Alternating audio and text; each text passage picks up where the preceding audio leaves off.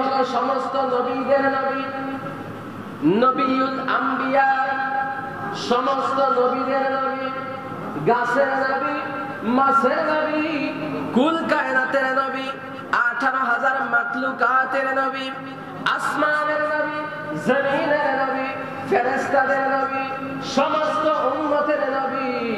ওই প্যারা নবী দুজাহানের বাদশা সৃষ্টি হয়েছেন সবার আগে, দুনিয়াতে এসেছেন সব নবীদের পরে।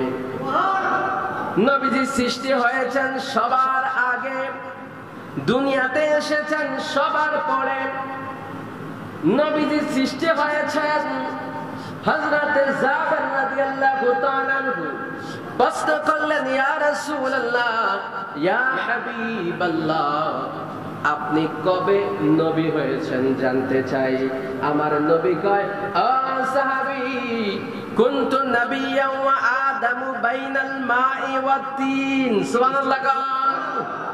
যখন আদম নবী মাটি এবং পানির খামিরের মধ্যে, তখনই আমি নবী। এটা কে বলেন? আল্লাহর নবী নিজে কয়।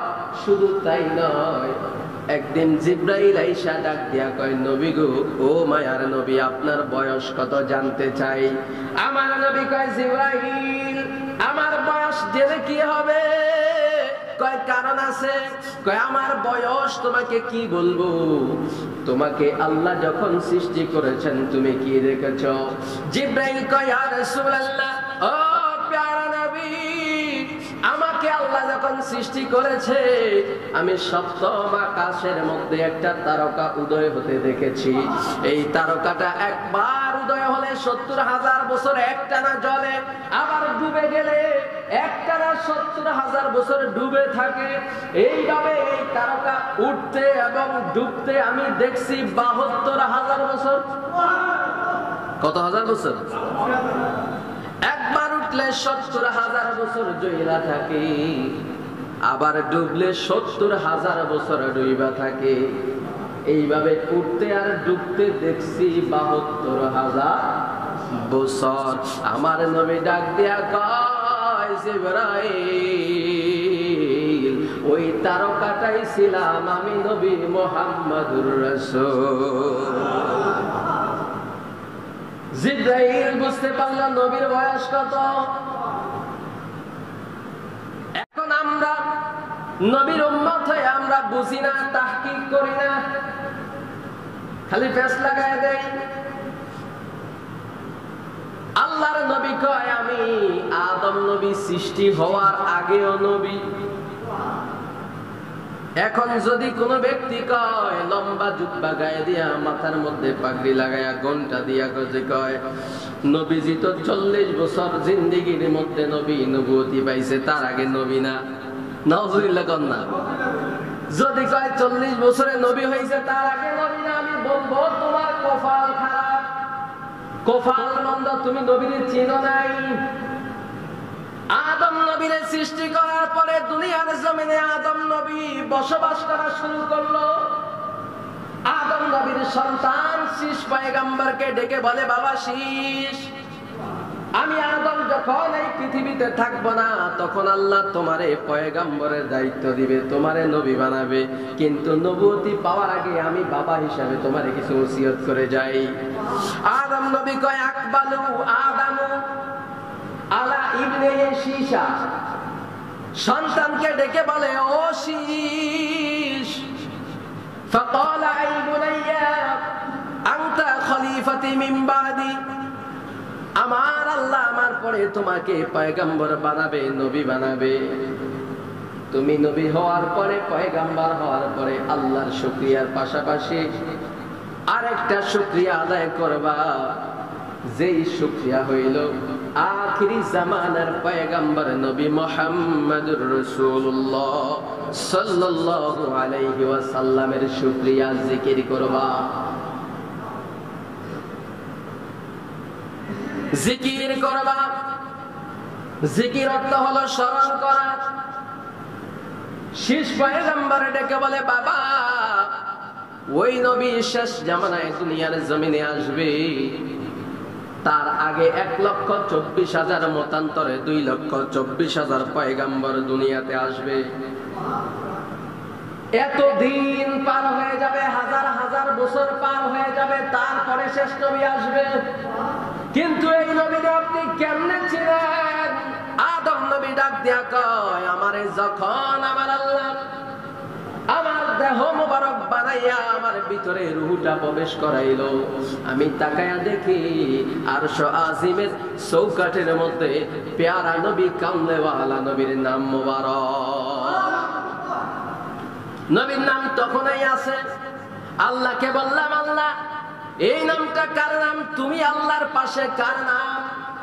আল্লাহ আমাকে জান্নাতে থাকতে দিয়েছে, জান্নাতের মধ্যেও দেখি ওই নবীজির নাম। জান্নাতের হুরদের চোখের মনির মধ্যে ওই নবীর নাম থাকবে। জান্নাতের প্রত্যেকটা দরজা জানালায় ওই নবীর নাম থাকবে।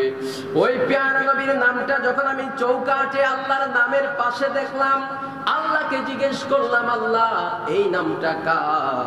আল্লাহ কয়, এই নামটা হলো আমার দোস্ত কামলেওয়ালার নাম, যেই নবীর না বানাইলে আমি আল্লাহ তুমি আদম রেও সৃষ্টি করতাম না। তাহলে আদম নবী হওয়ার আগেও আমার নবী ছিল কি ছিল না? এখন 40 বছর বয়সে নবী নবুয়তি যদি পায়, 23 বছর সিরাত, এই সিরাত অনেকে পালন করে সিরাতুন নবী, কিন্তু আমার নবী হলেন মা কানা মুহাম্মাদুন আবা আহাদিম মিন রিজালিকুম ওয়ালাকিন রাসূলুল্লাহি ওয়া খাতামান নবিয়্যিন। আমার নবী হলো শেষ নবী। এই নবীর পরে আর কোন নবী আসবে না। নবী নাই, নবুয়তির দরজা বন্ধ, কিন্তু কিয়ামত পর্যন্ত আমার নবীর ক্ষমতা নবী নবী হিসাবে থাকবে।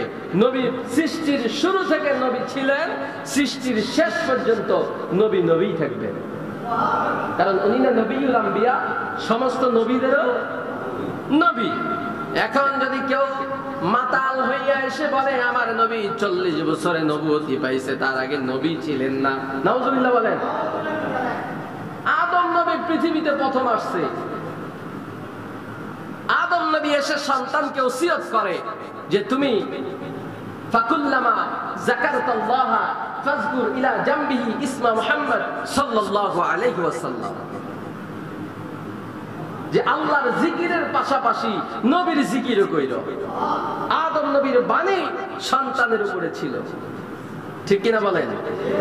তো এখন যদি আমি বলি নবী 40 বছরে না নবী হয়েছে, তার আগে তো নবী ছিলেন না, তাহলে আমি বলবো সে তওবা করতে হবে। কি করতে হবে? তওবা করে মুসলমান হতে হবে। বন্ধুরা আমার, বাবাজিরা আমার, এই জন্য নবীর শানে বুঝতে হবে। নবীর সম্মান ইজ্জত আল্লাহ যতটুকু দিয়েছে আমরাও দিতে হবে। আল্লাহ কয়, আমি আল্লাহ সবকিছু সৃষ্টি করেছি, সবকিছু বানিয়ে দিয়েছি, কিন্তু আমার হাবিবুল্লাহ রে মালিক বানাইয়া দিছি। আমার নবী যদি চায় তোমাদেরকে জান্নাতে দিতে পারে, আমার নবী যদি চায় তোমাদেরকে শাফায়াত করতে পারে, তাহলে নবীর সাথে ভালো সম্পর্ক রাখার দরকার আছে না নাই? ভালো সম্পর্ক কেমনে রাখতে হবে? আজকে খুতবার আলোচনায় হলো সুন্নতের অনুসরণ। নবীর সুন্নতের অনুসরণ করতে হলে 1 নম্বরে আসুন, আমার নবী যা যা করেছে তা করতে হবে। অতঃপর আল্লাহর নবী ডাক দিয়ে কয়, হে মুমিনগণ, জেনে রাখুন নিশ্চয় আল্লাহ রাসূলের অনুসরণ করা প্রত্যেক মুসলমানের জন্য ফরজ। প্রত্যেক মুসলমানের উপরে ফরজ নবীর অনুসরণ করা। কার অনুসরণ? নবীজির অনুসরণ করা। এই ফরজ তরক করলে কি হবে? কবিরা গুনাহ। কি গুনাহ? কবিরা গুনাহ। তো নবীর উপরে নবীর অনুসরণ করা, নবীজির ইত্তেবা করা প্রত্যেক মুসলমানের জন্য আল্লাহ ফরজ করে দিয়েছেন। মারহাবা বলেন। বন্ধুরা আমার, বাবাজিরা আমার, ومفهوم اتباع السنة رسول الله صلى الله عليه وسلم কাউনুল ইবাদাতি মিনাল ফারাইদি ওয়াল ওয়াজিবাতি ওয়াস সুন্নাতি ওয়ান নাফিলি কুল্লিহা আলা তরিকাতিহি ওয়া উসলুবিহি। আমার প্যারা নবী দো জাহানের বাদশা নবীর সুন্নতের অনুসরণ, মারমা হলো ফরজ ওয়াজিব সুন্নাত নফল ইত্যাদি ইবাদত তার ওই দেখানো নিয়ম পদ্ধতির সংগঠিত করা, এটাই হলো আমার নবীর অনুসরণ করা। নবীজি কেমনে ফরজ নামাজ পড়েছে এটার অনুসরণ করা, নবীজি কেমনে ওয়াজিব নামাজ পড়েছেন, ওয়াজিব ইবাদত করেছেন সেইভাবে ফলো করা, আমার নবী কিভাবে সুন্নতের আমল করেছেন সেই দিকে খেয়াল রাখা, সেইভাবে আমরাও আমল করা। এখন নবী নামাজ পড়েছেন এক রকম, নবীর উম্মত পড়ে আরেক রকম, তাহলে নবীর অনুসরণ হইল কি হইল না? হয় নাই। নবীর অনুসরণ হয় নাই। নবীজি নামাজ পড়েছেন সুন্নত তরিকায়, আমরা পড়ি বেয়াদবি তরিকা। বেয়াদবি তরিকা আছে না নাই? আছে।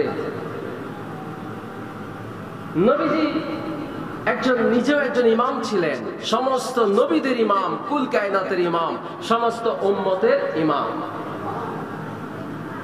এখন যারা ইমামতির দায়িত্ব পালন করে তারাও ইমাম, কিন্তু তারা হলো নবীর ওয়ারিস, নবীর আওলাদ, নবীর ওয়ারিস দাবি করেছেন আল্লাহ রাসূল তাদেরকে।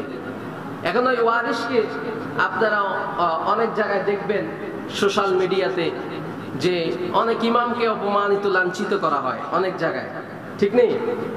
আপনারা যার পিছে নামাজ পড়েন তাকে অপমানিত করেন, লাঞ্ছিত করেন, তাকে কথা বলতে একবারের জন্য ভাবেন না। তার উদাহরণ হলো কুমিল্লায় গত শুক্রবার একটা ঘটনা ঘটছে। কুমিল্লা লালমাই থানা একজন ইমাম সাহেব সুদ সম্পর্কে ওয়াজ করছে। কি সম্পর্কে? সুদ।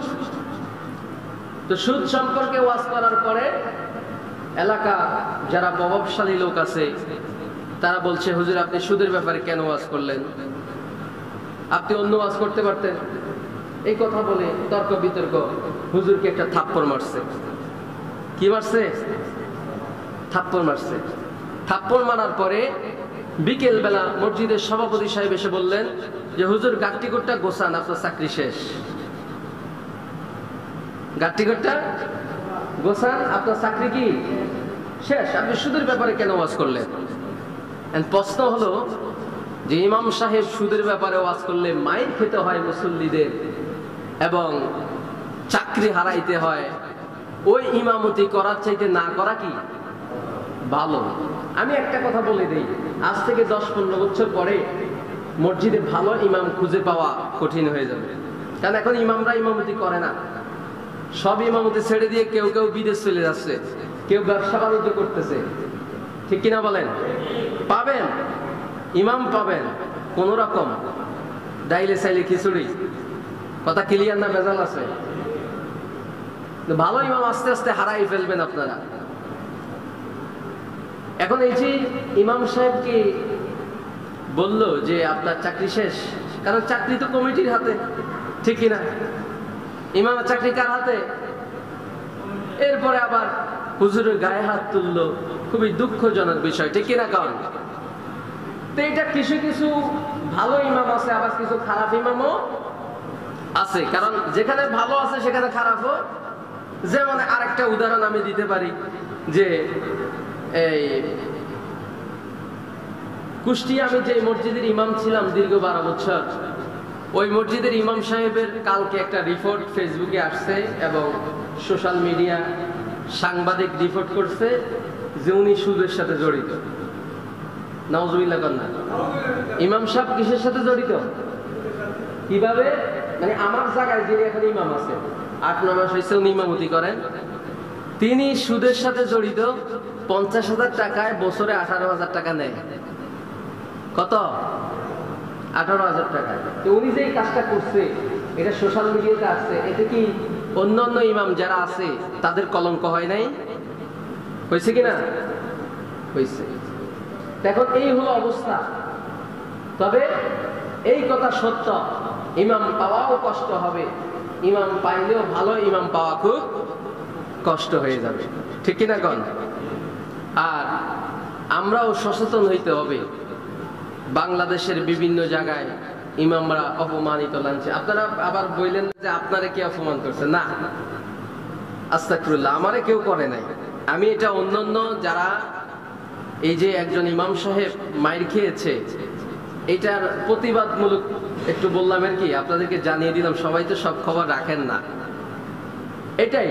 এখানে শান্তি আছে আলহামদুলিল্লাহ। তো রাসূলুল্লাহর আদর্শের মধ্যে হলো আলেম ওলামাকে সম্মান করতে হবে।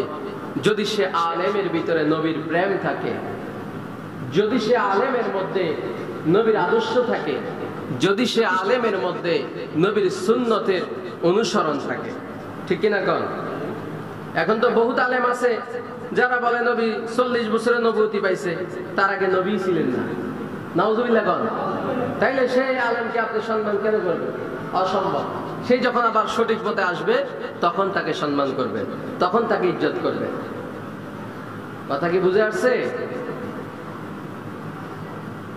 যাই হোক বন্ধুরা আমার, বাবাজিরা আমার, সপ্তাহে একদিন মাত্র শুক্রবার জুমার দিন অনেকে নামাজ পড়তে আসে, আর এই এক সপ্তাহের মধ্যে হারিকেন জ্বালায়ও তারে খুঁজে পাওয়া যায় না মসজিদের আশেপাশে। তারপরেও দেখা যায় মসজিদে নামাজের টাইম শুরু হয়ে যায়, মুসল্লিরা আসতেছে আসতেছে, নামাজে একামত শুরু হয়ে যায়, মুসল্লি আসতেছে, খুতবা শুরু হয়ে যায়, মুসল্লি আসতেছে। অনেক সময় দৌড়াদৌড়ি করে কোন রকম এক রাকাত নামাজ পায়।